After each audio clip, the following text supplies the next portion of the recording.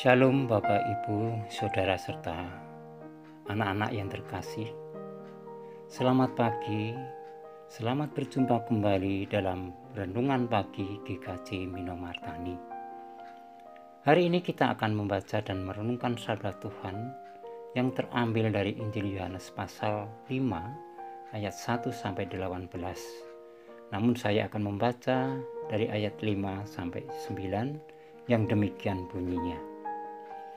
Di situ ada seorang yang sudah 38 tahun lamanya sakit. Ketika Yesus melihat orang itu berbaring di situ, dan karena ia tahu bahwa ia telah lama dalam keadaan itu, berkatalah ia kepadanya, "Maukah engkau sembuh?" Jawab orang sakit itu kepadanya, "Tuhan, tidak ada orang yang menurunkan aku ke dalam kolam itu apabila airnya mulai goncang. Dan sementara aku menuju ke kolam itu, orang lain sudah turun mendahului aku." Kata Yesus kepadanya, "Bangunlah, angkatlah tilammu, dan berjalanlah." Dan pada saat itu juga sembuhlah orang itu, lalu ia mengangkat tilamnya dan berjalan. Demikian firman Tuhan.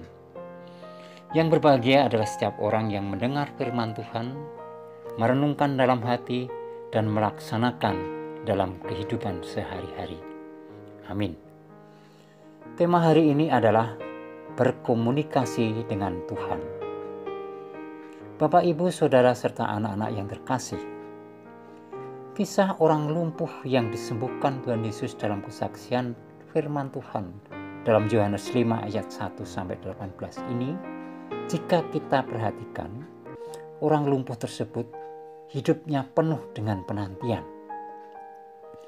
Selama 38 tahun ia dalam kondisi sakit, dan pastinya ia menanti sebuah cara supaya ia bisa sembuh.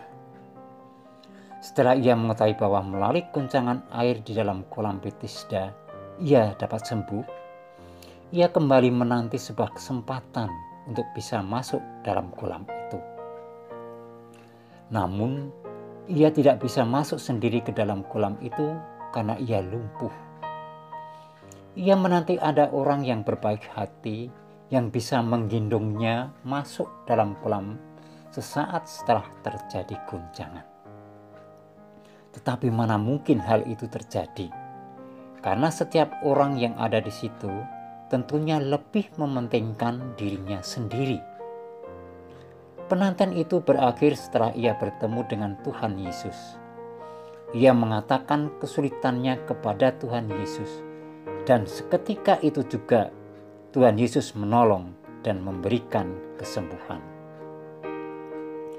Bapak, Ibu, Saudara, serta anak-anak yang terkasih, terkadang hidup kita juga dipenuhi dengan penantian yang serba tidak pasti.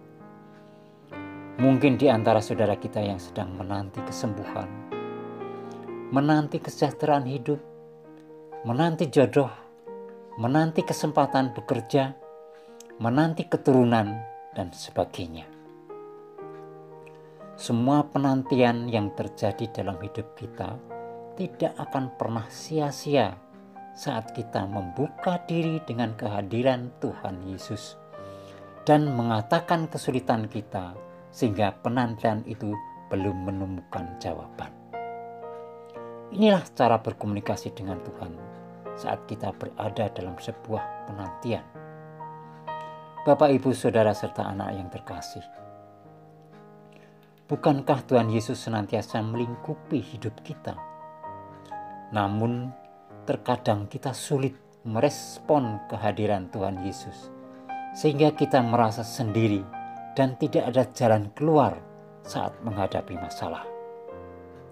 Tetapi hari ini kita bersyukur bisa belajar dari ketekunan orang lumpuh dalam menanti kesembuhan, sampai ia bersedia berkomunikasi dengan Tuhan Yesus dan menerima kesembuhan yang sesungguhnya. Mari kita berdoa.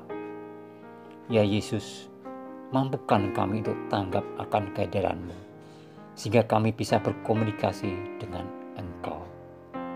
Amin.